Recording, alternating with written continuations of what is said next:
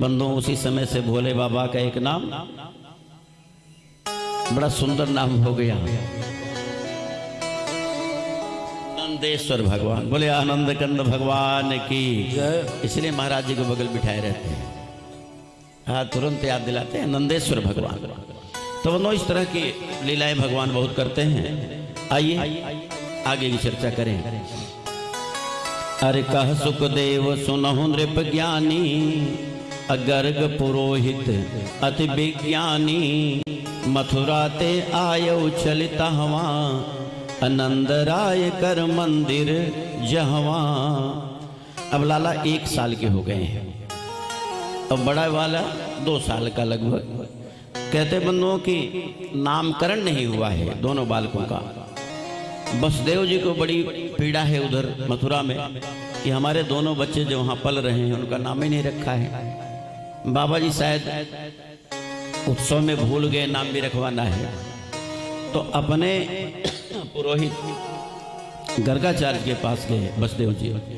उन्होंने कहा गुरुदेव आप जाइए गोकुल में और नंद बाबा के दोनों बच्चों का नामकरण कर दीजिए।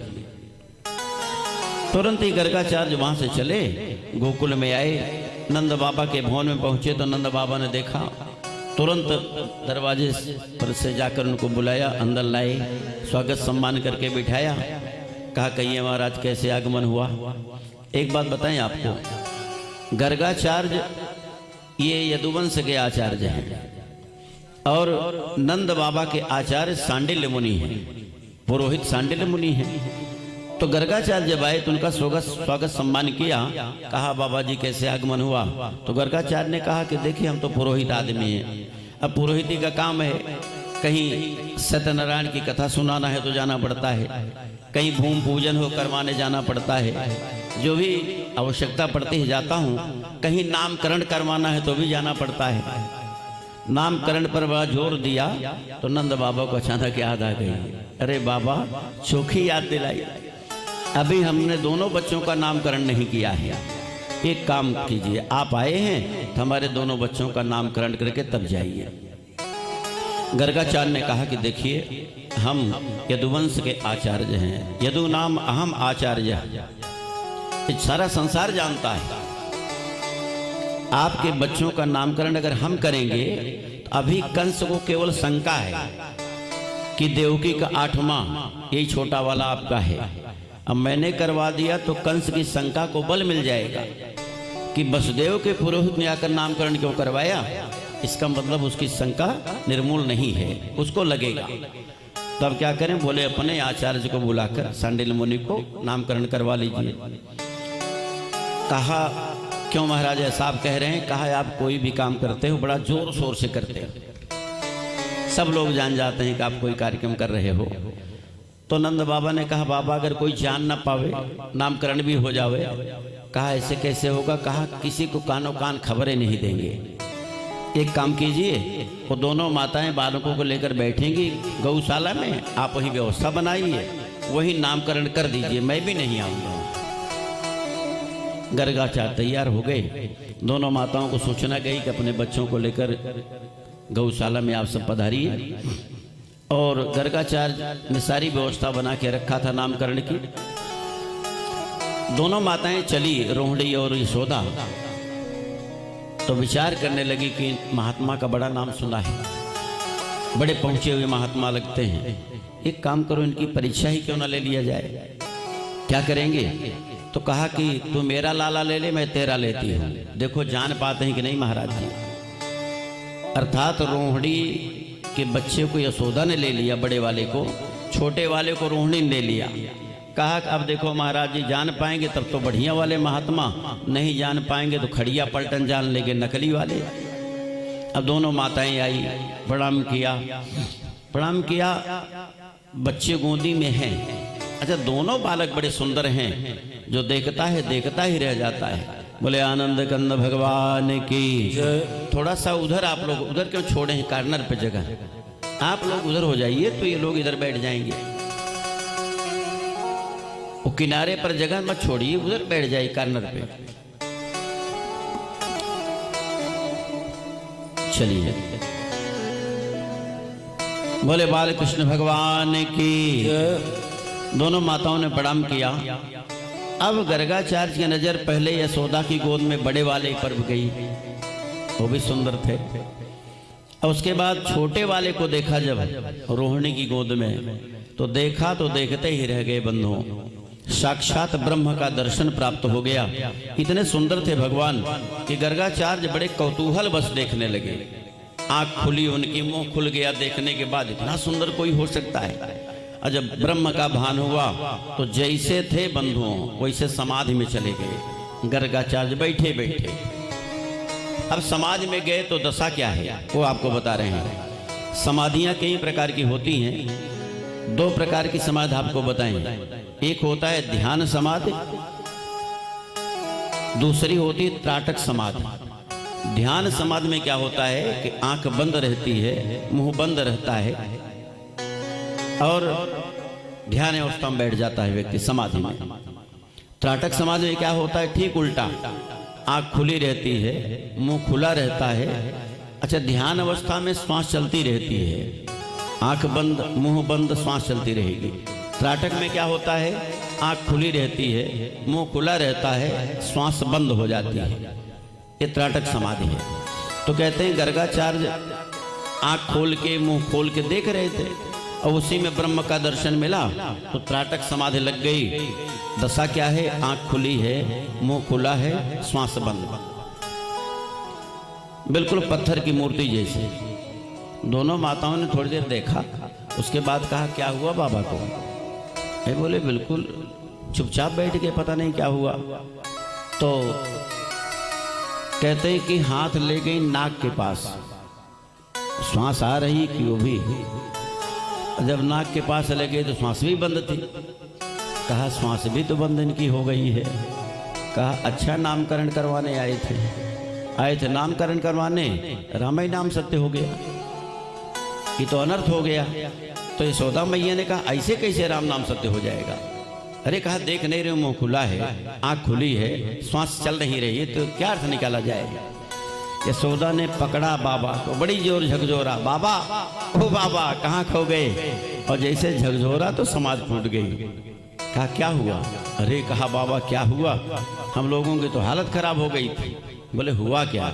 अरे आपकी आंख खुली, मुंह खुला, श्वास बंद, हमने सोचा कि पधार गए आप। तो गर्गाचार्य ने विचार किया कभी इनसे क्या छिपाना, बता ही दें। उन्होंने कहा कि तुम्हारी गोदी में जो छोटा वाला बालक है ना, ये कोई साधारण बालक नहीं है, ये तो साक्षात कहने वाले थे ईश्वर है, साक्षात ईश्वर हैं।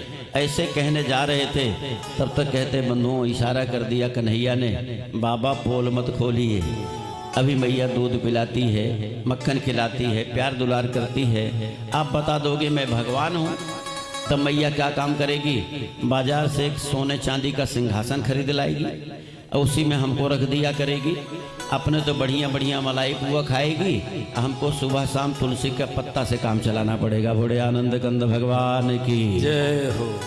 हाँ, हमारे यहाँ भगवानों का स्वागत कैसे होता है? अपना खूब मलाई खाएंगे, बढ़िया बढ़िया रसगुल्ला खाएंगे, अब भगवान के लिए कहें तुलसी का पत्ता दे दो, काम खत्म। अच्छा इतना ही नहीं, अगर कहीं रिश्तेदारी में जाना पड़ गया, शादी वोदी में, तो कहा भगवान कहाँ ले टहरा जाए, तो कहन कि इनका तुलसी का पत्ता मजे तोड़ के धाई दे, ही अपन खाए एक हफ्ता, तब तक हमसे माल बुआ खाए के लौटी हो गई। बोले आनंद कंद भगवान की। ऐसे करते हैं ना। तो कहा कि ऐसा मत करना बाबा जी, नहीं तो सब दिक्कत हो जाएगी। तो अब समझ गए गर्गाचार्य, जब कहना चाहते थे आपकी गोदी में जो बालक है साक्षात ईश्वर है, साक्षात कह के रुके थे। उसके बाद कहा साक्षात गुणों का खजाना है आपका बालक, सर्व गुण संपन्न होगा आपका बालक। बोले आनंद कंद भगवान की। अब नामकरण करने की बारी आई, तो जो ब्रह्म का दर्शन कर सकता है उसको पता नहीं लगेगा कि माताओं ने बालक बदला है। रोहिणी की गोद में छोटा वाला, यशोदा गोद में बड़ा वाला। तो यशोदा मैया से कहा मैया ये तुम्हारा बालक नहीं है कि अयम ही रोहिणी पुत्रो कि रमयन सुहृदो गुणई है, आख्यास्ते राम इति बलाधिक्यादि बलम विदुहु। ये मैया तेरा बेटा नहीं है, ये तो रोहिणी का बालक है। तुरंत बालकों को बदल लिया। अरे कहा चोखा वाला महात्मा है, खड़िया पलटन वाला नहीं है, जान गया ये। और कहा मैया इनका मैं नामकरण करता हूँ, इनका नाम रखता हूँ राम। अरे कहा मुनिवर तब हृदय बिचारी, यह रोहिणी पुत्र बलधारी। अति गुणज्ञ हुई है बलवाना, या कर नाम राम जग जाना। इनका मैं नाम राम रखता हूँ। मैया एक बात और बताएं, ये छोरा आगे चल के बहुत बलवान निकलेगा, इसलिए बल में अधिकता होने के नाते राम के पहले बल जुड़ जाएगा, तब क्या हो जाएगा, बलराम के नामकरण से जाने जाएंगे। बलभद्र, बलदाऊ, हलधर, बहुत सारे नाम इनके होंगे मैया। वही बलराम भैया की। अब इसके बाद छोटे वाले का नामकरण करना शुरू कर दिया। कहा मैया अरे इनके नाम अनेक अनूपा। इनके तो बहुत सारे नाम होंगे मैया, कौन सा नाम बताएं। बहून संत नामानी रूपाणी च सुतस्यते। तेरे बेटे कितने नाम होंगे कि क्या बताएं, अनंत नाम है इनके। फिर भी गुण कर्म के अनुसार मैं बता रहा हूं कि आसन वर्ण स्त्रयो हस्य गृह अतो अनयुगम तनोह शुक्लो रक्तस्तथा पीत इदानीम कृष्णताम गतः। भैया ये सांवला सांवला है, प्रत्येक युग में शरीर ग्रहण करता है। पिछले युग में इसने श्वेत रक्त पीत ये तीनों विभिन्न रंग धारण किए थे, अब की बार कृष्ण वर्ण में आए हैं, इसलिए मैं इनका नाम कृष्ण रखता हूँ। बोले कृष्ण कन्हैया लाल की जय हो।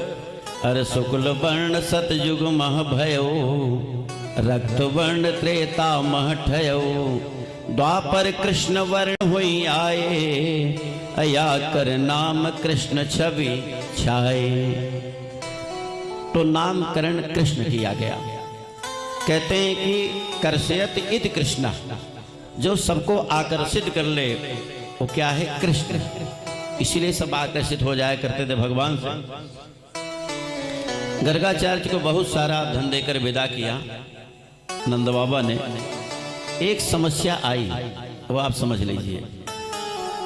समस्या क्या आई कि कृष्ण थोड़ा टेढ़ा नाम है, ये जल्दी निकलता नहीं है, बड़ा प्रैक्टिस करना पड़ेगा तब कृष्ण निकलता है। मैया यशोदा से कृष्ण कहते बनता नहीं था। नंद बाबा बहुत बार कहावों में वो कह ना पावे, तो मैया ने कहा एक बात जान लो, मैं तो नहीं कह पाऊंगी, तो मैं तो इनको किसना किसना कहूंगी। किसना किसना तो कहते बनो किसना कहती थी, कृष्ण नहीं कह पाती थी, किसना। ऐसे होता ऐसा क्या जी हाँ, एक घटना तो अपने जीवन की बता दें। हम एक जगह नामकरण करवाए और बहुत पहले की बात है, नामकरण करवाने गए तो वहाँ फिर उन्होंने कहा भोले बाबा के नाम पर कोई रख दीजिए। तो हमने पर्यायवाची बहुत से नाम बताए, तो उन्होंने फिर एक नाम का चयन किया, मृत्युंजय। मृत्युंजय भगवान भोलेनाथ का एक नाम है, मृत्युंजय नामकरण कर दिया। और फिर लौट कर चले गए, प्रतापगढ़ रहते तो उस समय। 3-4 दिन बाद लौट कर आए तो मिल गए। हमने कहा बालक कैसे है, अच्छा है, और सब परिवार वाले। तो उन्होंने कहा कि क्या बताएं, एक दिक्कत हो गई है। हमने कहा क्या?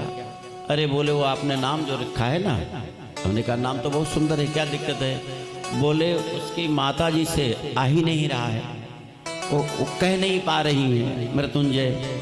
हमने कहा सिखाइए ने। कहा बहुत सिखा रहे हैं, लेकिन मृत्युंजय नहीं कह पा रही हैं। हमने कहा तब क्या कहती हैं? कहा मुर्तजा मुर्तजा कर रही हो, मृत्युंजय नहीं निकल रहा है। हमने कहा तो दिक्कत हो गई। बोले आनंद कंद भगवान की जय। ऐसे बंधु भगवान के नाम को नहीं ले पा रही थी भैया। कहते हैं कि कुछ दिन बाद राम और श्याम घुटनों के बल चलने लगे। एक दिन नंद बाबा स्नान करके आए, दोनों बच्चे घुटमन आए बाबा जी के पास। बड़े प्रसन्न हुए बाबा जी तो अब घुटनों के बल चलते हुए भगवान ने जो लीलाएं किया, आइए दर्शन करने गीत में प्रेम से।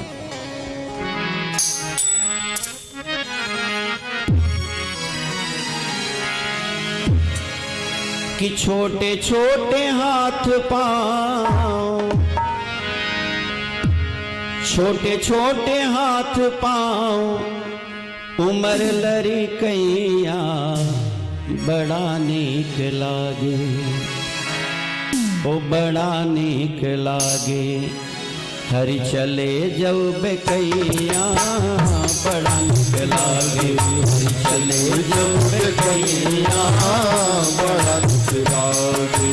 छोटे छोटे हाथ पाँव, छोटे छोटे हाथ पाँव, उमर लरी कैया बड़ा नीक लागे।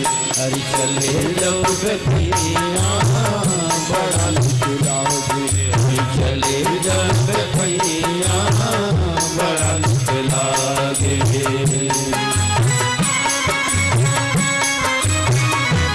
ताली बजाइए सब।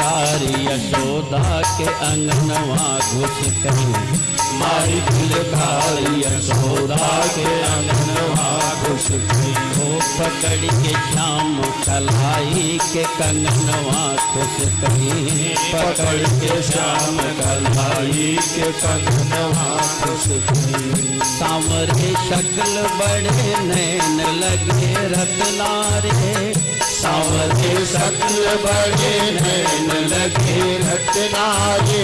झूलते काले काले बाल गले घुंघराले, झूलते काले काले बाल गले घुंघराले। हर कोई सखी चूमी चूमी फल न झुलावे लागी, कोई सखी चूमी चूमी फल न झुलावे लागी। कोई सखी गाल में ठोस लगावे लागी, कोई सखी गाल में ठोस लगावे लागी। कोई सखी गाल में ठोस लगावे लागी। अरे बिहसत की चले श्याम, बिहसत की चले श्याम हो के बेकैया बड़ा नीक लागे। हरि चले जो बेकैया बड़ा नीक लागे, हरि चले जो बेकैया बड़ा नीक लागे।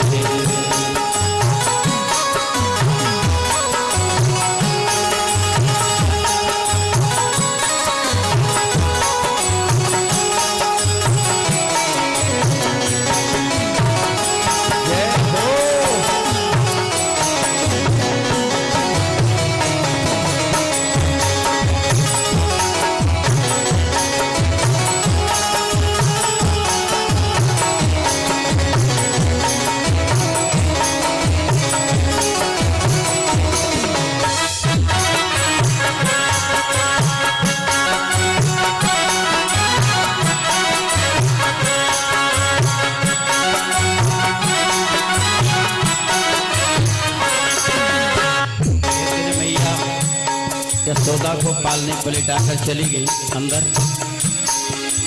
अरे यशोदा घर में गई है वहाँ से जब उठकर, यशोदा घर में गई है वहाँ से जब उठकर। हर सवेरे रोने लगे श्याम उधर पलना पर, सवेरे रोने लगे श्याम उधर पलना पर। आग पर दूध रहा धीरे से गिराने लगे, आग पर दूध रहा धीरे से गिराने लगे। जल गया हाथ मेज मेज के चिल्लाने लगे। जल गया हाथ मेज मेज के चिल्लाने लगे। हर जोर से रोना सुनी सुन के यशोदा धाई। जोर से रोना सुनी सुन के यशोदा धाई। उठा के श्याम को गोदी में लिया लिपटाई। उठा के श्याम को गोदी में लिया लिपटाई। उठा के श्याम को गोदी में लिया लिपटाई। कि गोद में उठा करके गोद में उठा करके ले रही बलैया बड़ा नीक लागे। अरे चले जो बेकैया बड़ा नीक लागे। अरे चले जब बेकैया बड़ा नीक लागे।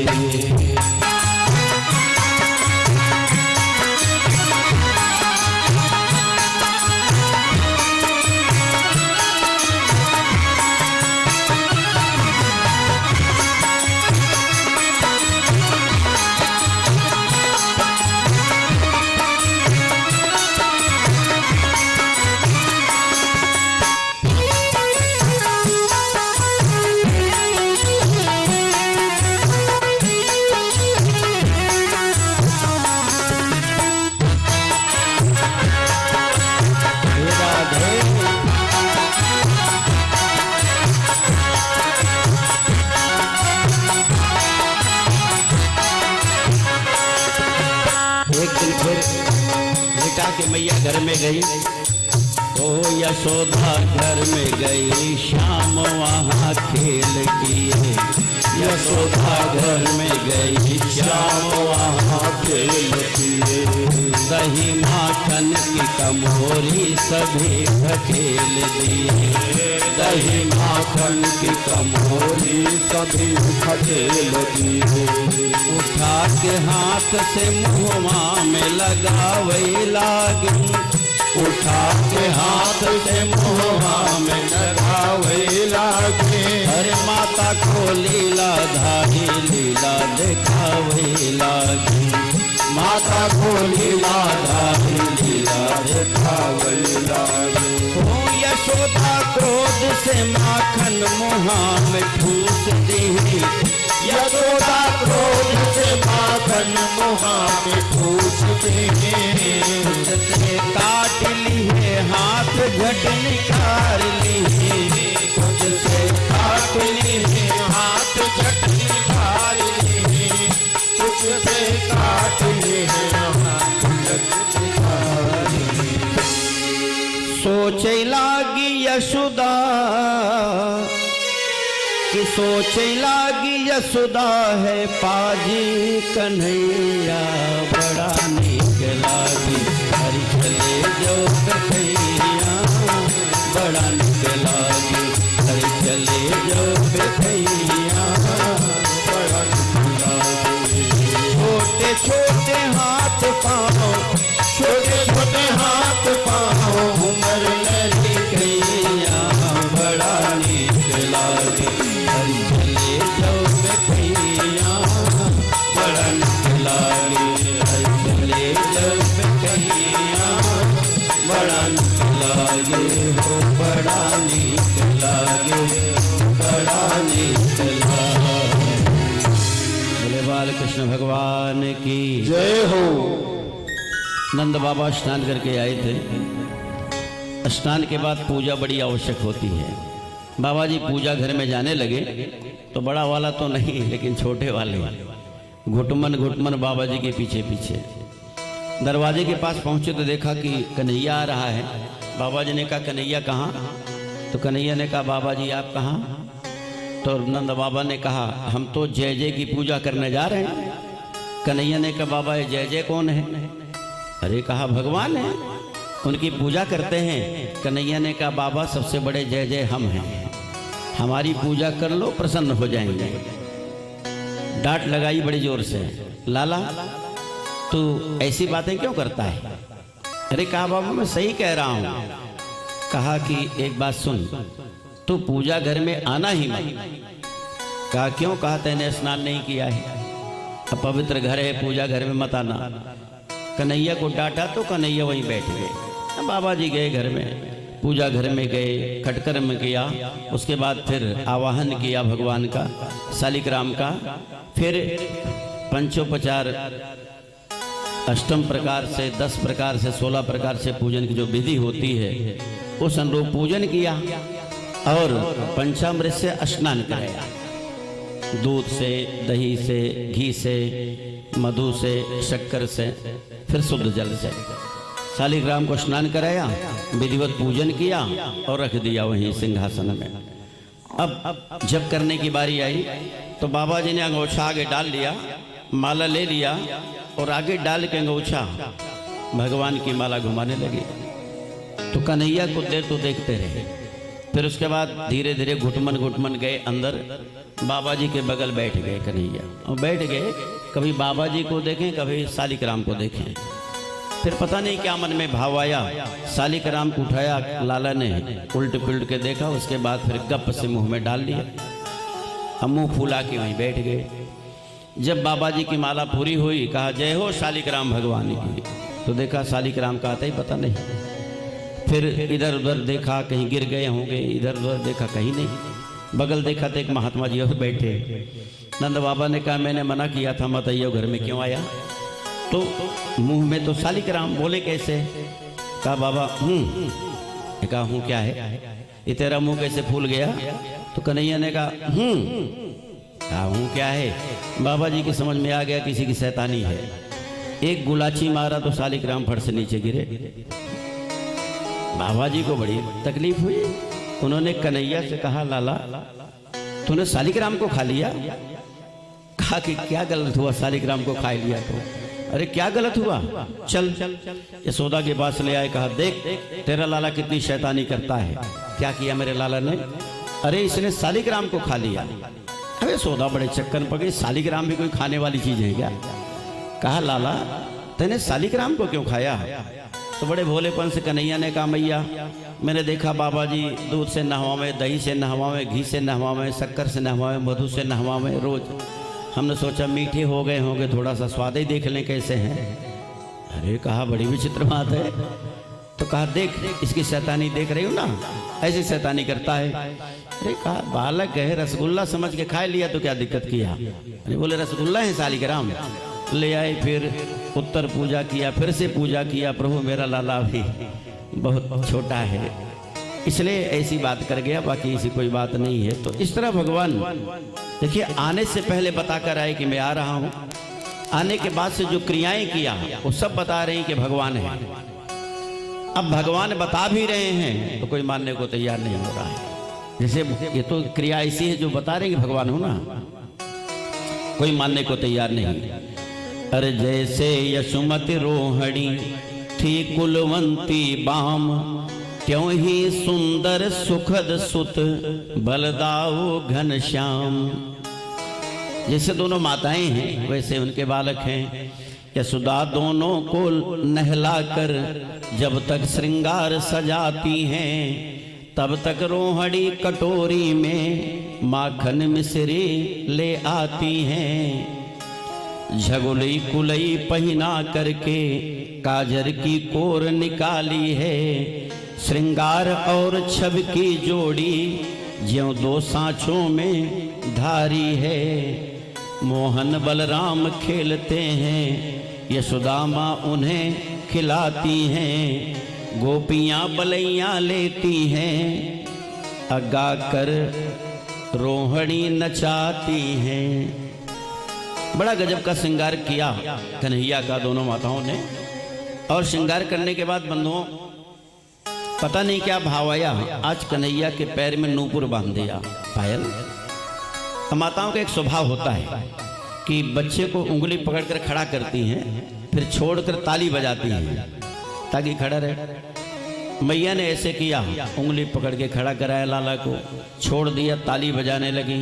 जब ताली बजाने लगी सोच रही कब गिर न जाए, थाम लें, तब तक देखती क्या है, कन्हैया ने जो ठुमका लगाया बंधुओं उसी आंगन में, पायल बना हुआ था, गजब का नृत्य किया लाला ने। ऐसे नृत्य को देखकर दोनों माताओं ने दांतों तले उंगली दबा लिया। हे भगवान, ये कब खड़ा होने लगा, कब नाचने भी लगा। इतना सुंदर भगवान नाचते हैं बंधुओं कि दोनों माताएं धन्य हो गई। सुखदेव ने कहा, हे परीक्षित, जरा विचार करो, दोनों माताओं का कितना बड़ा सौभाग्य है। त्रिलोकी का नायक साक्षात आज आंगन में उनके ठुमक ठुमक कर नाच रहा है। अच्छा बंधुओं, केवल आंगन में नाचता है ऐसी बात नहीं है। गोपियों ने जब सुना तो गोपियां भी नचाती हैं लाला को, थोड़े थोड़े मक्खन पर नचाती हैं। रसखान जी ने बड़ा सुंदर लिखा है, हम आप जानते हैं कि शेष महेश गणेश दिनेश सुरेश हूँ जाहि निरंतर ध्यावे, अताहि अखंड अनंत अनादि अछेद अभेद सुवेद बतावे। नारद सो शुक व्यास रहे पचिहारी को पुनि पार न पावे, अताहि अहीर की छोहरिया छछिया भरी छाछ पे नाच नचावे। क्या भगवान का प्रेम है, गोकुल से बंधुओं गजब का प्रेम है। इतना सुंदर श्रृंगार कन्हैया का करती हैं कि सखियां तो कहती हैं लाला से, पूछती हैं कितना सुंदर सजाता तुम्हें कौन है, कि देखती हूँ तो देखती रह जाती हूँ। कैसे पूछती हैं, आइए शामिल हो जाएं।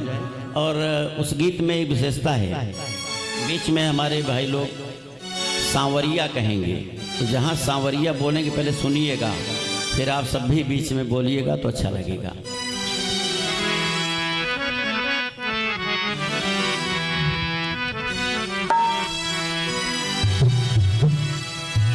किसने सजाया तुमको मोहन,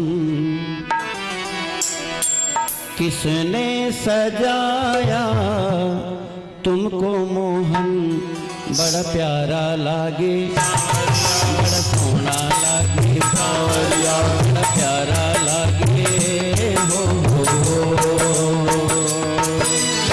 किसने सजाया तुमको मोहन, किसने सजाया तुमको मोहन, बड़ा प्यारा लागे सांवरिया, सोना लागे सांवरिया, बड़ा प्यारा लागे हो।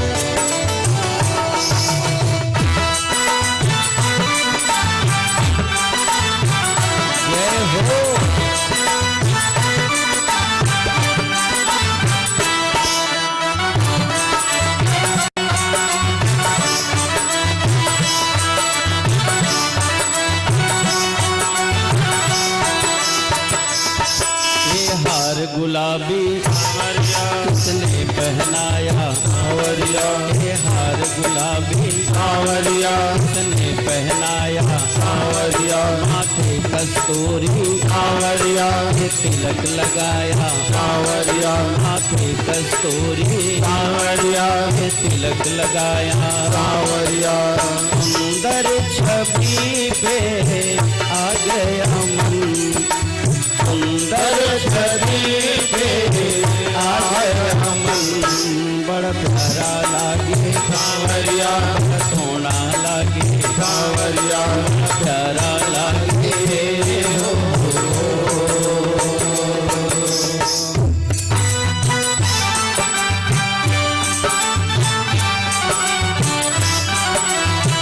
जय हो।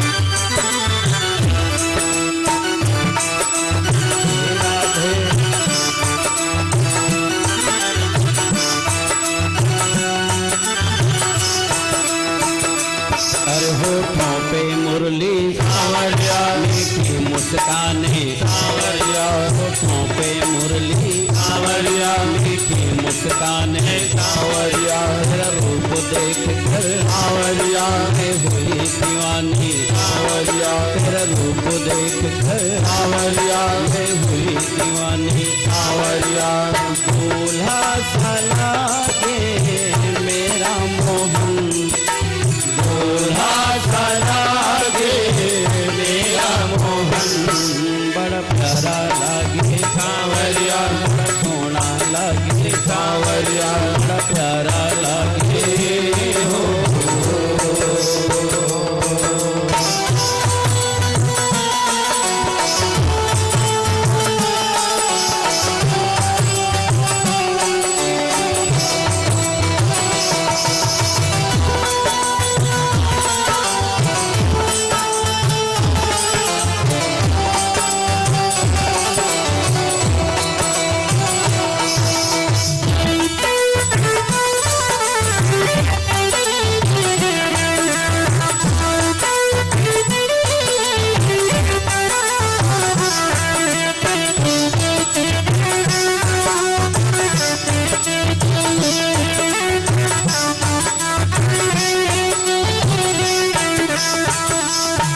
मेरे श्याम सलोने सांवरिया तुझे दिल में बता लूं सांवरिया मेरे श्याम सलोने सांवरिया तुझे दिल में बता लूं सांवरिया इस प्यारी छवि को सांवरिया पलकों में छुपा लूं सांवरिया इस प्यारी छवि को सांवरिया पलकों में छुपा लूं सांवरिया देखूं न जग का झूठा चलन देखूं न जग का झूठा चलन बड़ा प्यारा लगे